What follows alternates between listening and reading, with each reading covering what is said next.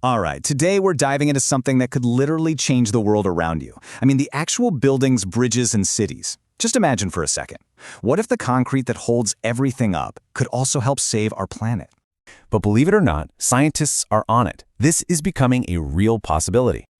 But, to really get why this idea is so huge, we've got to peel back a layer and look at a problem. A really big problem, actually, and it's hiding right in front of us, in the single most common thing we build with. Yeah, I'm talking about cement. It's the glue that holds our concrete together, and it turns out it's one of the world's biggest CO2 emitters. The way we make it, well, it just pumps enormous amounts of carbon dioxide into the atmosphere. It's a massive piece of the climate change puzzle. Okay, so what if we could totally flip that on its head? I mean, what if we could hack the very chemistry of cement, this thing that's been foundational to, well, everything we've built for centuries? And that's the big idea right here. On the one hand, you've got the old way, where making cement is just a huge part of the problem. But the new idea? It's to make cement materials that actively absorb CO2. It's not just about reducing emissions, it's about turning this stuff into a solution, a complete 180, basically turning a villain into a hero. So, who's tackling this insane challenge? Well, a team of what you could almost call scientific detectives has stepped up, and their mission, their project, is called XSeeO₂. Now, XSeeO₂ is pretty ambitious. And here's the key thing to get. They're not just trying to cook up new cement formulas in a lab. No, their goal is way bigger. They're building advanced X-ray technologies to actually see what's happening inside the cement, to transform it into a material that literally eats CO2. It's about creating the tools so that everyone can innovate faster. And make no mistake, this is a serious operation. We're talking about a huge European collaboration. You've got the University of Malaga leading the charge, with partners like the University of Bath and Manchester, and get this, the European Synchrotron Radiation Facility. That's one of the big guns in the world of research. And they've got the funding to back it up too. We're talking over 4 million euros from the Horizon Europe program. That kind of money tells you one thing. People at the highest levels believe this could be a real breakthrough. Okay, so how on earth are they doing this? Well, the secret sauce is a new window, a new way of looking into the heart of cement as it's being formed. They're using something called a synchrotron. Now, what is that? Honestly, the best way to think about it is like a super-powered X-ray machine on steroids.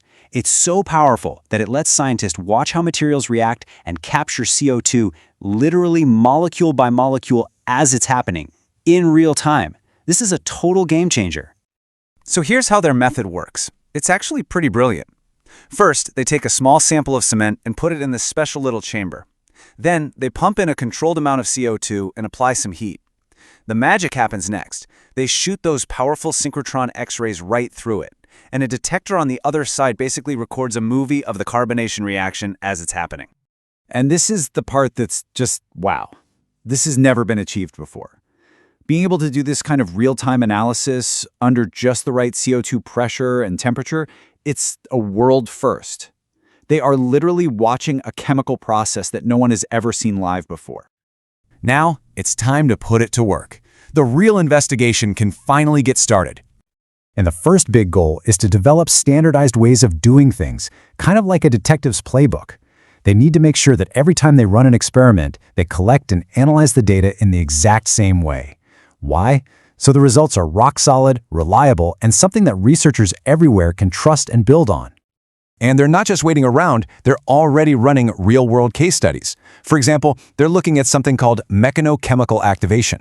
It sounds complex, but the idea is simple. Can we use industrial waste, grind it up, and turn it into new cement materials that soak up carbon? They're also looking at autoclave curing to figure out the absolute best way to cure concrete with CO2 to make it as sustainable as possible. Okay, so what does this all mean? All this high-tech science, these experiments, what's the big picture impact? Let's bring it back home. Well, by really truly understanding these reactions at a fundamental level, researchers in the industry can start designing the next generation of sustainable cements. And this isn't just some lab experiment that stays in a paper. The whole point is to create the blueprint for materials that can be used on a massive scale, all over the world. And that brings us right back to where we started. Could the very foundation of our cities actually become the foundation for a sustainable future? The amazing work being done by XSeeO₂ suggests that the answer might just be yes. It could be written in concrete, of all things.